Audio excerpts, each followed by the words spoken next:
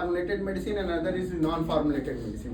Formulated medicine वो medicine होती हैं जो रोजमर्रा में हमेशा लिखी जाती हैं, जिनका सही से स्टॉक मेंटेन किया जाता है, जो अधिकतर कंसल्टेंट के द्वारा लिखी जाती है और जो आपके यहाँ रहती है। फॉर्मुलेटेड मेडिसिन मतलब मार्केट नेम नहीं है। फॉर्मुलेटेड मेडिसिन मतलब सॉल्ट का नाम है, ये बात क्लियर होना चाहिए। प्रीगाबालिन का 4 ब्रांड रहे इससे कोई मतलब नहीं। प्रीगाबालिन का जो फॉर्मुलेटेड मेडिसिन है कि आपके यहाँ प्रीगाबालिन है कि नहीं है। किसी भी डॉक्टर के द्वारा प्रीगाबालिन लिखा जाएगा तो जो भी फॉर्मुलेटेड मेडिसिन होगा दूसरा भी होगा तो उसको मिलेगा, अनटिल अनलेस कंसल्टेंट स्पेशली ना कहे कि भैया हमारे मरीज को इस वाली दवा से प्रॉब्लम है, इसका ब्रांड चेंज कर दीजिए।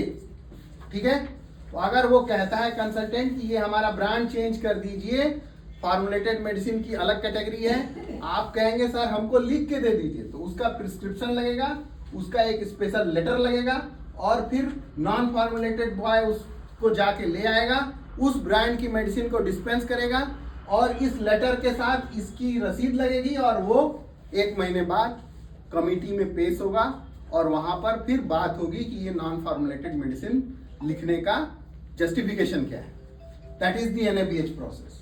ये हमने बता दिया, सबको क्लियर होना चाहिए। तो जो भी आए दवा, आपको कैल्शियम आया है वो कैल्शियम आप दीजिए, अगर दूसरा कैल्शियम है लिखवा लीजिए कंसल्टेंट से, कंसल्टेंट से लिखवाने के बाद आप उसको जो है दे दिए और उसके बाद वो जो है कमिटी के पास भेज दीजिए। ठीक है, हो गया बात। कई बार क्या होता है, कोई मेडिसिन होता है जो मरीज कहता है डॉक्टर साहब यही वाली दवा से हमको फायदा होता है, तो साइकोलॉजिकल इशू है, वो एक उसके हिसाब से करना पड़ेगा। ठीक है, तो एक बात ये हो गई। ड्रग फॉर्मुलेशन कमेटी होती है। ड्रग फॉर्मुलेशन कमेटी की बैठक कायदे से 6 महीने में एक बार जरूर बुलाई जानी चाहिए और ये महीने महीने में भी बुलाई जा सकती है ना। ठीक है, फिर नॉन फॉर्मुलेटेड बॉय कहीं से भी जाके मेडिसिन नहीं ला सकता। ठीक है, ये इनके लिए हम बता रहे हैं। नॉन फॉर्मुलेटेड बॉय कोई एक जगह डिसाइड होगी, जो अस्पताल पहले से डिसाइड करेगा कि ये दवाइयां हैं, ये मेडिकल स्टोर है जहां से आप जाके दवाई ला सकते हैं, उन्हीं जगह से अस्पताल का टाई अप होगा। क्यों डॉक्टर साहब? बिल्कुल। और उन जो मेडिकल स्टोर होगा लोकलाइज करना होगा, उनसे टाई अप होगा, उनसे बात होगा कि भैया देखो हमारा नॉन फॉर्मुलेटेड बॉय आपके पास जाएगा, आपके पास मेडिसिन होगी, आप लाके दीजिएगा, आप वहां से लाके दीजिए। ये ऐसा इसलिए जरूरी है क्योंकि एडवर्स ड्रग रिएक्शन में कई बार वो ड्रग लाइसेंस मांगते हैं, जो जहां से आपने मेडिसिन ली है उसका ड्रग लाइसेंस सही है कि नहीं है। अगर कोई ड्रग लाइसेंस वाला आदमी नहीं होगा और आप वहां से लाके दे दिए तो हम फंस जाएंगे, फिर दिक्कत हो जाएगी। तो किसी भी आरे गहरे से आपको दवा लाके खरीद के नहीं देनी, उसको सही जगह से देना चाहिए जिसका एक टाई अप होना चाहिए। ठीक है, तो नॉन फॉर्मुलेटरी रिक्वेस्ट ये हो गया। अगर जितना भी नॉन फॉर्मुलेटेड मेडिसिन आप ले आएंगे उन सबको एक जगह रजिस्टर में नोट करते चले जाएंगे उस प्रिस्क्रिप्शन के रिक्वेस्ट के साथ। ये फला डॉक्टर ने लिखा, ये मेडिसिन आई, फला डॉक्टर ने लिखा, ये मेडिसिन आई। और हर 6 महीने बाद सारे फॉर्मुलेटेड मेडिसिन की एक लिस्ट, नॉन फॉर्मुलेटेड मेडिसिन की एक लिस्ट निकालकर उसको ड्रग थेरेपेटिक कमेटी में रखकर उसमें ये बात होनी चाहिए कि इसमें से कौन सी मेडिसिन जो बार बार नॉन फॉर्मुलेटेड में जा रही है क्या उसको फॉर्मुलेटेड बना दिया जाए, या अगर वो बार बार जा रही है तो कंसल्टेंट की सहमति से उसका दूसरा रास्ता निकाला जाए जो फॉर्मुलेटेड में हो। तो ये आपका जिम्मेदारी है। आप कोई भी दवा ले आते हैं, ये लोग फोन कर देते हैं कि आप दवा ले आ रहे हैं, आप उसका एक रजिस्टर मेंटेन करिए। आपके पास एक रजिस्टर होना चाहिए, मैनेजमेंट इनको एक रजिस्टर इशू करे, उस पर लिखा होना चाहिए, उसके हिसाब से होना चाहिए। ठीक है, तो एक ये बात हो गई। ठीक है, जल्दी जल्दी कर रहे हैं। ऑथराइज रिटेलर से ही आना चाहिए ना। अगर नॉन फॉर्मुलेटेड एडिशन हो तो वो साइन होना चाहिए उस तरीके से पर्टिकुलर कंसल्टेंट के द्वारा कि भैया नहीं मुझे ये चाहिए ही चाहिए। ठीक है, अगर non formulated medicine request raise की जा रही है तो HOD के द्वारा रेज की जाएगी। अगर 4 डॉक्टर बैठे हुए हैं और चारों डॉक्टर में से अगर नॉन फॉर्मुलेटेड मेडिसिन को फॉर्मुलेटेड मेडिसिन में कन्वर्ट करना है तो इसकी रिक्वेस्ट कहाँ से आएगी? HOD के पास से आएगी। उस समय का जो डॉक्टर होगा वो अपने HOD को ट्रांसफर करेगा और HOD लिख के भेजेगा। ऐसा नहीं कि वो कंसल्टेंट सीधा रिक्वेस्टेशन रेज कर सकता है, HOD रिक्वेस्ट रेज करता है। ठीक है, ये क्लियर होना चाहिए। इसमें राइट सबके अलग अलग दिए हुए हैं। फिर फार्मासिस्ट, सीनियर फार्मासिस्ट या नॉन फॉर्मुलेटेड मेडिसिन के डेटा को देखकर सीनियर फार्मासिस्ट भी इसको रेज कर सकता है। ठीक है। और जब हम लोग ये ड्रग एंड थेरेप्यूटिक्स कमेटी की मीटिंग कर रहे होंगे कि इसको फॉर्मुलेटेड से नॉन फॉर्मुलेटेड में डालना है, तो कंसर्न डॉक्टर को जो जिसने लेटर लिखा है कि ये चीज चेंज हो जानी चाहिए उस कमेटी में होना चाहिए और अप्रोप्रिएट जस्टिफिकेशन के साथ उसमें आना चाहिए। इसके अलावा चीजें उल्टी भी हो सकती हैं। कुछ दवाइयां जो पुरानी हो गई हैं, कुछ दवाइयां हैं जो बैन लगा दी गई हैं, कुछ ब्लैक बॉक्स वार्निंग किसी का इशू हो गया है, कोई चलन में नहीं है, कोई नया सॉल्ट आ गया है, तो पुरानी फार्मुलेटेड मेडिसिन डिलीट भी होनी चाहिए। ये ड्रग एंड थेरेप्यूटिक्स कमेटी की बैठक में हर 6 महीने पे डिसाइड होना चाहिए। और डिलीशन भी उतना ही इंपॉर्टेंट है जितना एडिशन इंपॉर्टेंट है। तो एडिशन की बात हो गई, डिलीशन की बात हो गई और फार्मुलेटेड मेडिसिन की बात हो गई। फार्मुलेटेड मेडिसिन कौन कौन सी है, इसकी पूरी लिस्ट A to Z कहाँ होनी चाहिए, एक स्पाइरल बाइंडिंग के फॉर्म में फार्मेसी में होनी चाहिए।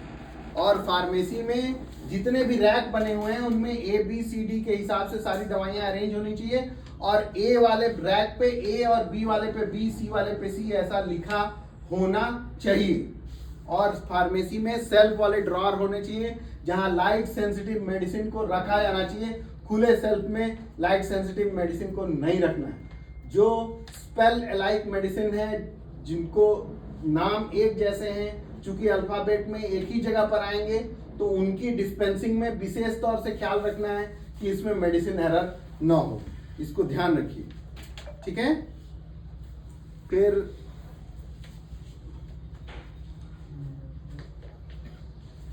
अगर कोई एक्सेप्शनल रिक्वेस्ट आई है तो वो फिजिशियन के प्रिस्क्रिप्शन से साइन करके मैनेजमेंट के द्वारा फॉरवर्ड करके सीनियर फार्मासिस्ट को दी जा सकती है और वो दवाइयां फिर ले आके लगाया जा सकता है। दूसरी बात, कीमोथेरेपेटिक एजेंट्स कभी भी नॉन फॉर्मुलेटेड ड्रग डिस्पेंसर नहीं ला सकता। आप कैंसर की दवा, कोई भी डॉक्टर कल को ऑन्कोलॉजिस्ट ज्वाइन करता है, कुछ अगर इस तरीके की होती है, आप कैंसर की दवा है तो आप नहीं ला सकते, वो आपके जुरिडिक्शन से बाहर है। वो आपको फॉर्मुलेटेड ही कैटेगरी में मिल सकती है, नॉन फॉर्मुलेटेड में नहीं मिलेगी। कीमोथेरेपी कहाँ से मिलेगी, जहाँ से रेगुलर मेडिसिन मिलती है। नॉन फॉर्मुलेटेड नहीं हो सकती क्योंकि उसमें एरर के चांस होते हैं। एज एंड व्हेन खरीद के कीमोथेरेपी नहीं लगाई जा सकती। अब सपोज कीमोथेरेपी लगनी है तो डॉक्टर के प्रिस्क्रिप्शन पे सही तरीके से लिख के उसका जमा करके डॉक्टर को दिखा के ही वो कीमोथेरेपी लगेगी। नॉन फॉर्मुलेटेड मेडिसिन बॉय ले आए, बाकी सब लोग देख लें और लग जाए दवा, ऐसा नहीं होगा। ठीक है। अब मान लीजिए कोई मरीज ऐसा है जो बाहर से दवा लेके आ गया और कहता है कि हमें दवाई लगा दो, ऐसा होता ही है।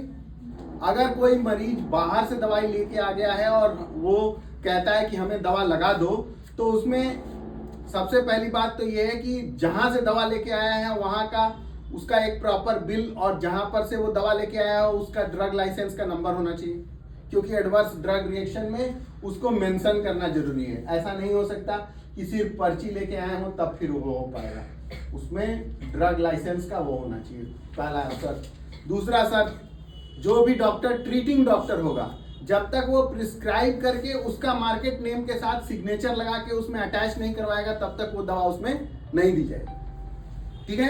ये दूसरा नियम है। पहला नियम क्या हुआ, ड्रग लाइसेंस होना चाहिए उसके साथ अटैच। दूसरा नियम क्या हुआ, डॉक्टर लिखेगा, साइन करेगा, प्रिस्क्रिप्शन लगाएगा उस मार्केट नेम से, जैसे सीसो डीएस उसने लिखा, साइन किया, लगाया, तभी वो लगेगी दवा, नहीं तो नहीं लगेगी।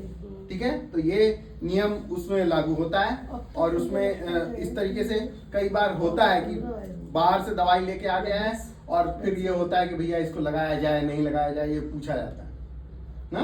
तो इसका नियम कानून ये है जो NABH कहता है। तो NABH के हिसाब से आप बता सकते हैं कि भैया ये रिक्वायरमेंट है, अगर ऐसा होगा तभी दवा लग पाएगी। इसको इस तरीके से करना है। ठीक है। ये हो गया। फिर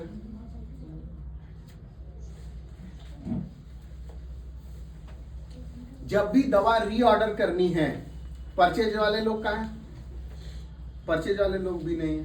परचेज वाले लोग भी होने चाहिए, नहीं तो कंप्लीट नहीं होता है, बुला लेती हूँ। परचेज वाले लोग होने चाहिए। जैसे मान लीजिए कोई दवा खत्म हुई, आप सेंट्रल स्टोर के हैं, आपने देखा कि इसका क्रिटिकल लेवल जा रहा है, तो क्रिटिकल लेवल तक पहुंचने से पहले अगर आपको ये ध्यान रखना है, जैसे मान लीजिए मैंने कोई दवा मंगाई, मुझे वो दवा आने में 1 महीने का समय लगता है, मैं कहती हूँ ऊपर आओ। तो उसमें अगर हम क्रिटिकल लेवल देख रहे होंगे जहां पर हमने उसका निकाला है कि हमारा जो दवाई है अगले 1.5 महीने में खत्म हो जाएगी या अगले 3 महीने में खत्म हो जाएगी, तब हमको चूंकि वहां से मेडिसिन ही आने में 1 महीना लगता है, तो हम ये और दवाइयों में जिन पे 3 महीने का क्रिटिकल लेवल लगाए हैं उसमें 4 महीने का क्रिटिकल लेवल लगाए या 5 महीने का क्रिटिकल लेवल लगाए। आप समझ रहे हैं हमारी बात को ना? जैसे कई दवाइयां हैं, जैसे रोजुमेड 20, उसको एक बार रेज करने पर उसको आने में 1 महीने से ज्यादा का समय लगता है, तो अगर उसका क्रिटिकल लेवल आपने 3 महीने का लगा रखा है, तो 3 महीने का जब हो जाएगा तब आप रेज करेंगे, तब तक तो आते आते पता चला कि